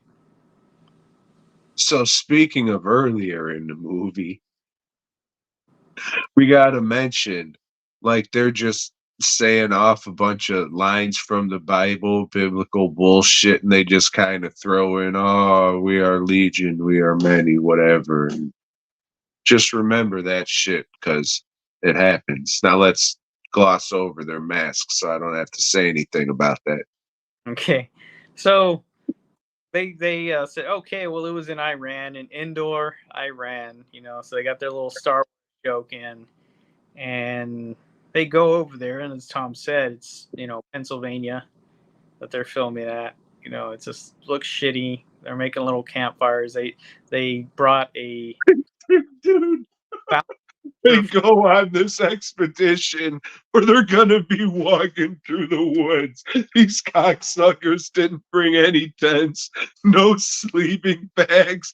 They're just laying in the snow like a couple of dim-witted fucks. Like their backs aren't getting wet and their butt cheeks aren't gonna rash. This shit's fucking dumb. Buy a tent. Buy one fucking tent and just return it. Walmart will fucking accept anything. You're making this low budget movie in a fucking weekend. I swear, you buy it Thursday, return it fucking Wednesday with a little bit of bullshit on it. Just say, yeah, we tried to set this tent up and it just wouldn't work right. Oh yeah, I don't care. I work at Walmart. Here's your money back. Bye. No, we couldn't even have sleeping bags, a sheet, something.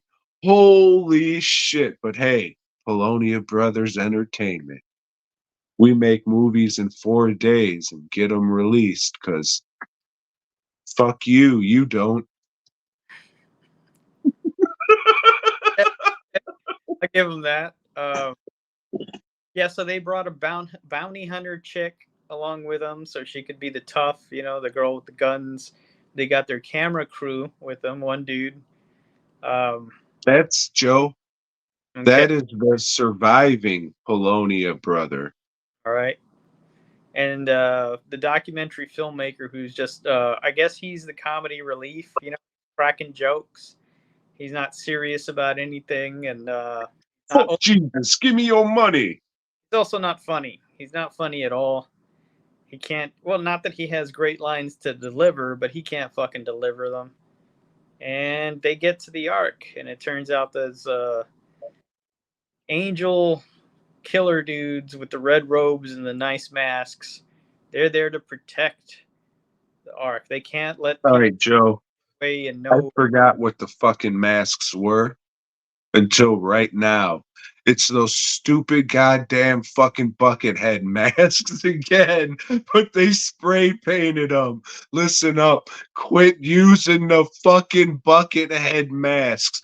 Go anywhere else. Don't go to Hobby Lobby and just pick up a 5-pack of these stupid fucking masks. Use anything else like they did in Halloween. Just get the Star Trek mask and spray paint it or some fucking shit. Do anything else besides these stupid fucking bucket head masks. I don't care if you paint a goddamn Picasso on the piece of shit. It's still a stupid fucking bucket head mask. God damn, I saw that shit and I audibly went, fuck! Fuck! God damn, that shit sucks. Oh, look, it has a little speckle on it. I don't give a fuck. What?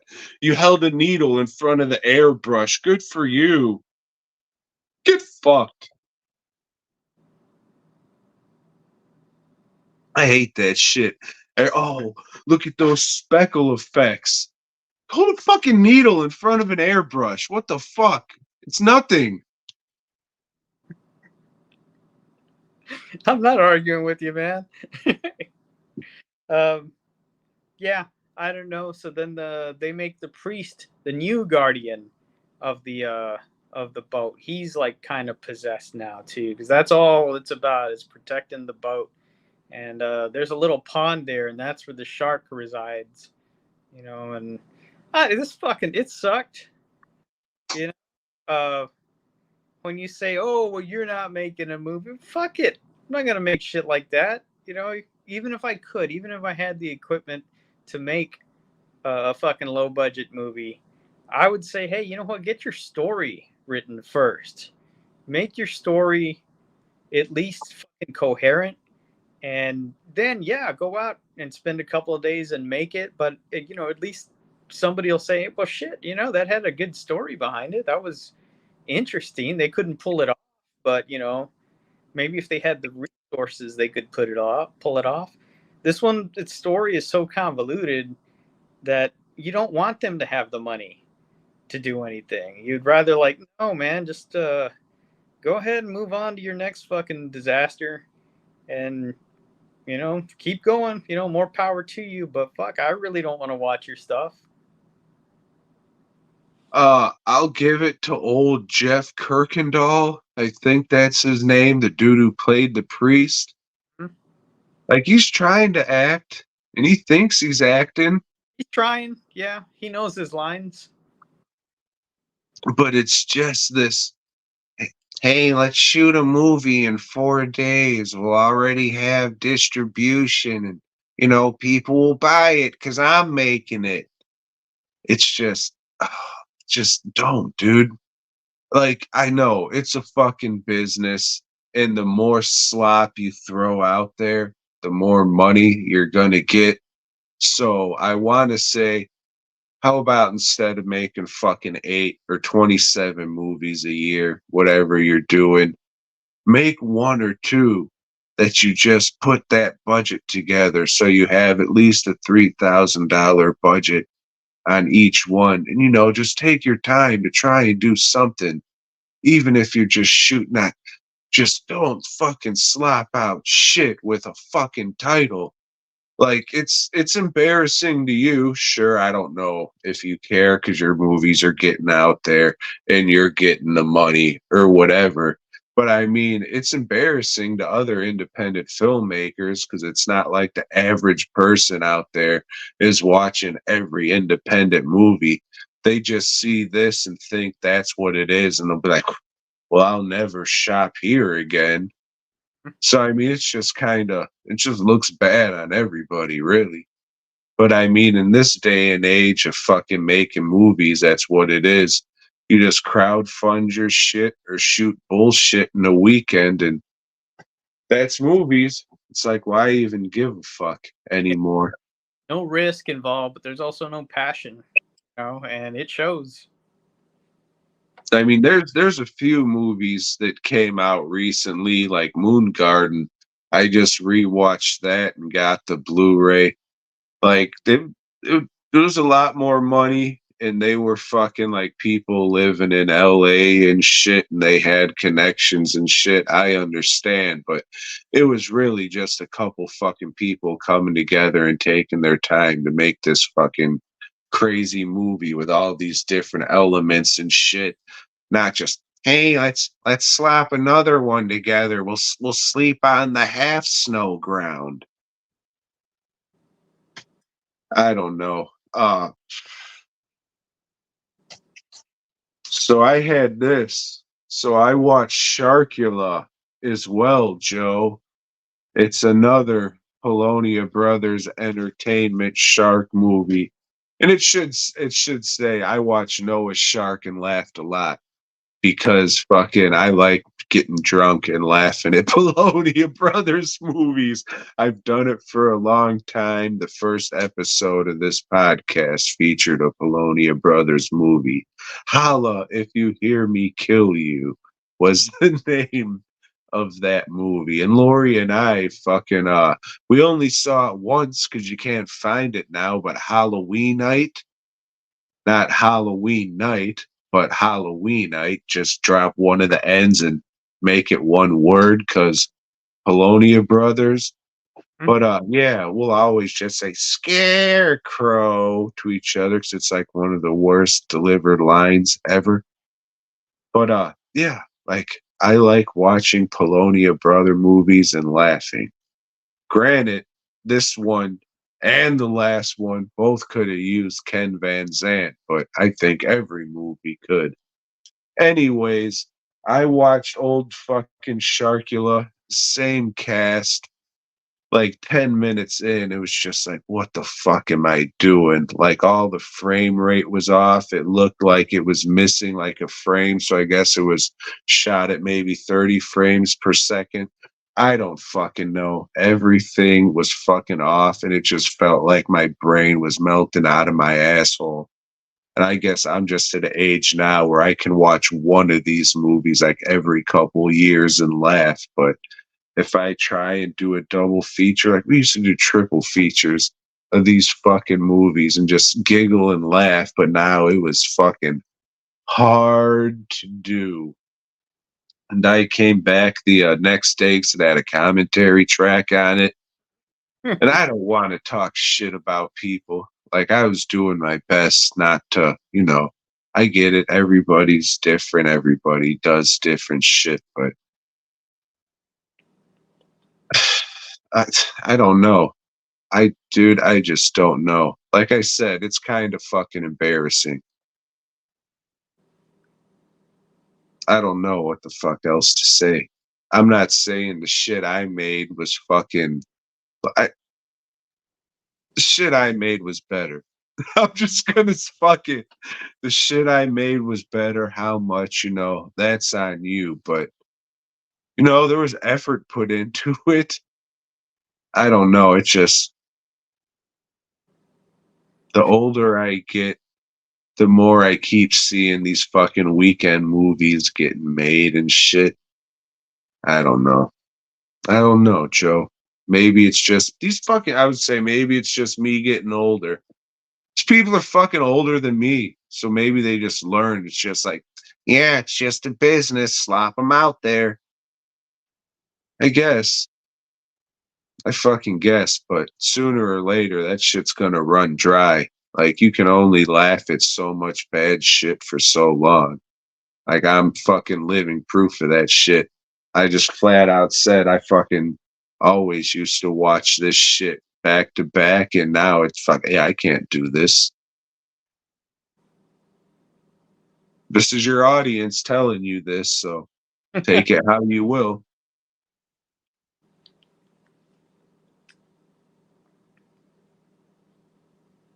Do you remember which one's next week? I don't. Hold on. Snow monster versus ice shark. I hope to fuck. I hope to fuck that it's a movie. Well, I'll look because I'll probably watch this tomorrow while I'm sitting at home, not able to do shit. And I'll let you know. If I can't find it, I'll give you a text. I mean, it should be on Tubi. I specifically went to Tubi and typed in shark. Okay. So I mean, everything's on Tubi. Fuck. I don't know, man. Like, I want to ask Rob this shit, but like, I don't want to be fucked up. It's like, why are you releasing this stuff? I don't know, to make money. I guess that makes sense. That's definitely what it is. I don't know. So I mean, like, they work with the guys and they do special features. Like, the shit, ever since I heard it, the shit just rubbed me the wrong fucking way. That Christmas Craft Fair Massacre, that guy was saying, oh, yeah, I talked to the Polonia. They said, hey, do you know how cheap and easy it is to make a movie right now? You could do it in a weekend. And that's what they did. It's just like, oh, all right, I'll go fuck myself. I mean, like, fuck making movies. Like, it's not worth it. Like, you fucking just put out slop that's an embarrassment, or you crowdfund something that, maybe the people who liked it will fucking like it, but it just sucks with streaming. Like, what's the point? You're not gonna fucking make any money. Like, every so often a fucking good independent movie will come out, but that's very few and far between now. Not just because it's like, oh, hey, this is actually a movie. That doesn't mean that it's good. I mean, it's nice to see that. Who gives fuck movies? God damn, that's why I'm going back and watching shit from fucking 50 years ago and saying, yeah, Dirty Harry's pretty sweet. Because it's an actual fucking movie. It is. It's an actual movie. Started with a script, not a title. Yeah, I don't know. So I don't know what the fuck you were expecting from that review, Joe, but I'm sure it wasn't that. Hey, I mean, you had some shit to get off your chest, Tom. Well, I mean, I've been saying this shit for a while. Anytime one of these fucking backyard 4-day movies come up. Have been. I'm sure we're going to hear the same speech next week. I hope not, dog. I want it to be a real fucking movie so bad. Oh, fuck. I could have been a dreamer. Fuck, you like Spider-Man? No, not really, Tom. Over in Marvel Team Up, Spider-Man's guest this week is Werewolf. Spider-Man and Werewolf. It doesn't say Werewolf by Night on the cover. It just says Werewolf. Uh, Peter Park is at some nightclub covering some fucking show, and Jack Russell is there. Oh, and this guy, attacks the crowd while it's going on. His name is Tatterlian, some shit, and he's like dressed like the Shadow. He's got a big hat and a big scarf around his face, and he's ripping people off not because he wants to take their money. He wants to destroy their money. He wants everybody to be poor and know what it's like and everything. Anyway, Spider-Man's and the werewolf fight him. They take his hat and his scarf, and that's the source of his power, and it sucks. Over in Peter Parker's Spectacular Spider-Man's, all the teachers' aides are gathering on Joe, can I ask you a question quick? a. How the fuck are you going to make 128 movies and every one feels like the first one? How the fuck is that possible? I don't know, Tom, but it's a gift that they have. Never learning from your past works. It's a gift. It's crazy. hmm Spider-Man's and the rest of the TAs, not by Peter Parker, are gathering on a boat as they seem to do a lot in New York. Hey, let's go on this boat ride around Staten Island or whatever. And I don't know, Peter Parker meets this one chick there, or one of the TAs is after him. Another TA hates him. And the one that likes him is pouring her heart out to him, but he sees the old, hey, over the Statue of Liberty, sees some fire. Spider-Man's meet me in, as soon as you can. He goes over there, and it's Electro dressed as the fucking Human Torch. Yes, the Frightful Four. You didn't know I'm Electro. After 4 issues of teasing this shit, they're finally back, and they attack Spider, kick his ass, and just fucking immobilize him, tie him up and shit. Are they gonna fuck him? No, use him as bait because this story is continued in Fantastic Four number blah blah blah. Did I? No. Will I? I don't know. I wasn't planning on being home tomorrow. Maybe I will. Um, yeah. So that's that, and the art is by Mike Zeck, but he hadn't quite found his style yet. You can see it a little bit in some of the body structures, because he does everybody with a big solid V chest. And Well, I mean, it's still going to be a few years because they're still telling them to do the Marvel style. And it's not until like the late 80s where people just start kind of doing a little bit of their own flair to the Marvel style, I guess you'd say. yeah, Till Todd McFarlane just comes in, they're like, oh yeah, I like spaghetti. and Amazing Spider-Man's number. What are we on? 204. 205. 5. This Okay. shit's actually kind of fucking wild. Uh, yeah. So it's a continuation. He was after Black Cat because she was stealing all this, uh, these Erotic art. erotic art, from here and Like there. you should be into that. Like you like erotic art. You make erotic art, Joe. Too, but Black Cat did not come to my place to steal any of my shit. But yeah, this is drawn by uh, Keith Pollard. And Polak. the thing is, like, he also is not doing quite his style, but a lot of the poses that he has down for Spider-Man look pretty good. It's better than a lot of people. He shows him actually doing like the multi thing. It's dynamic. Yeah, yeah, and so that shit looks good. It's not the greatest, but it's definitely better than a lot of the stuff we've seen in the past, I don't know, years of reviewing this, 200 issues, I should say. And Well, I mean, this has been decades. yeah. Like we're hitting the fast forward button, but this has been like decades in the making. Mhm. The student that was hitting on Peter Parker last issue, she's like, "Hey, give me a chance, dude. You know, we can make it work." He says, "Yeah, you know what? Maybe we can make it work." Then Yeah, after, this issue is all about PP going back to being a dick slinger. after going a couple of rounds with the Black Cat, he finds that girl in his office, and she was just going through his files looking for shit. So yeah, she's just a lying whore. So he's upset with that.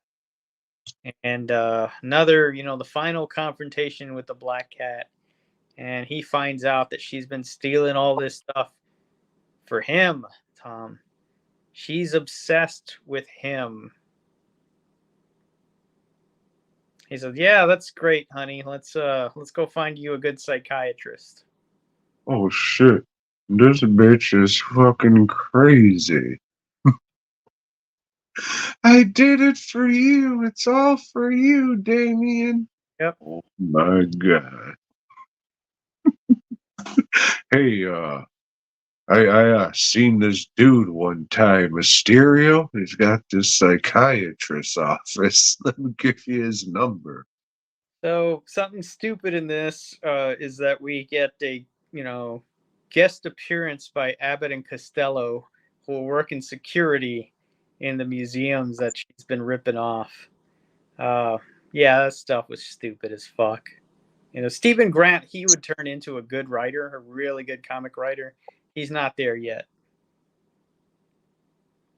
But for what we've seen, I thought this one was okay. Yeah, it was decent. It wasn't horrible. It's the art is about as good as the writing, to where it's a little bit above. Yeah, it's okay.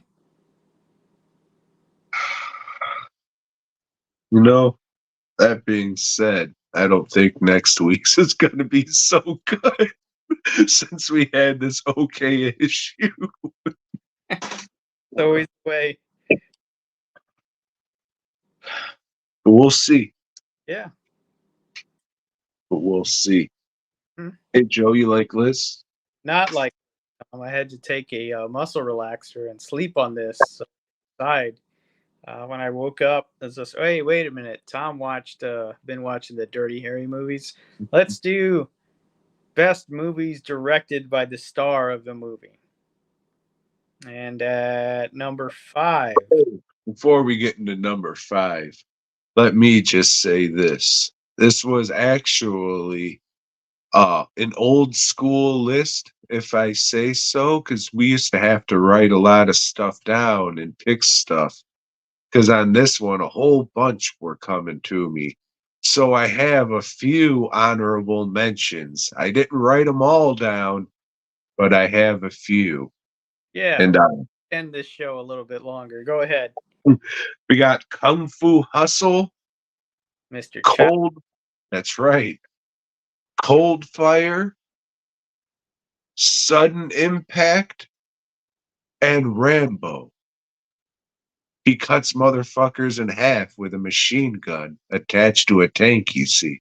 Rambo almost made my list, Me too. That's why it's an honorable mention. but it did not. So I just went to the bare bones of this. And at number 5, I have Bulworth, starring Warren Beatty, the not as good as Ned Beatty, but still sometimes can deliver some good shit. And Bulworth is some good shit. My number 5 is Tales from the Hood, because Rusty Cundiff was the teacher in the monster story, you see, with Pam Greer's brother, David Allen. Mm-hmm.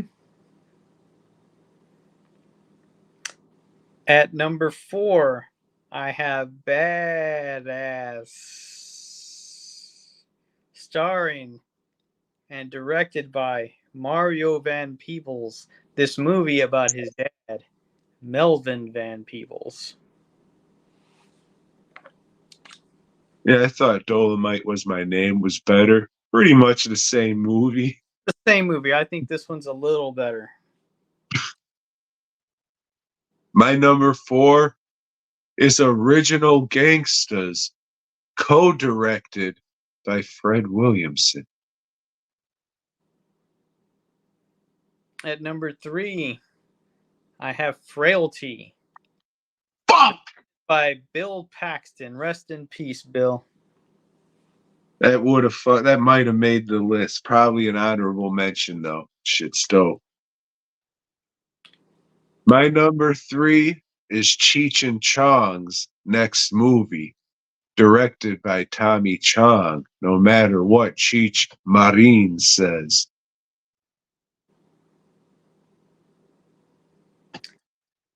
At number 2, I have The Outlaw Josie Wales, directed by Clint Eastwood. It's hard for me to pick a favorite Clint Eastwood movie. There's a lot of fucking good ones that he directed, but I'd say I've seen this one the most. So it gets top honors because of that. After I finish the Dirty Harry series, I will go back to more Clint Eastwood directed movies. My number 2? 2.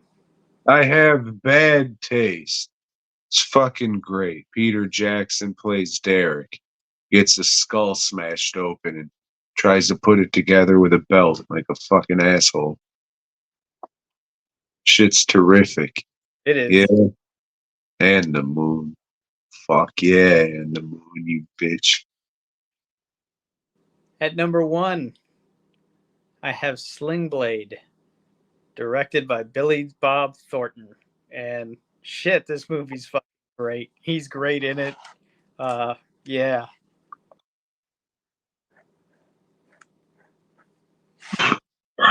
Pardon me. My number 1, also my favorite movie, Orgasmo. Are you a man? Now you are. Now you're a man. But Joe, join us next week when we talk about our top 5 road trip memories, with us getting into the summer season and all. Probably a little bit early. Fuck it. Anyways, head on over to dwnproductions.net. Masks Bus Pro. Hey, look, there it is. Like you didn't see it at the beginning. Tee hee. All right. Masks Bus Props, custom work, all that. Hey, like you didn't see it at the beginning. Tee hee. Happy Cinco de Mayo, everybody. FastCustomShirts.com. Hundreds and hundreds of t-shirt designs. Hit us up for fucking custom work in our respective fields. And I hope you enjoyed whatever the fuck this was. And I hope we're able to come back to give you another dose of whatever the fuck that will be. Joe, would you like to leave these fine people with anything? No. Well, then BOYGOB.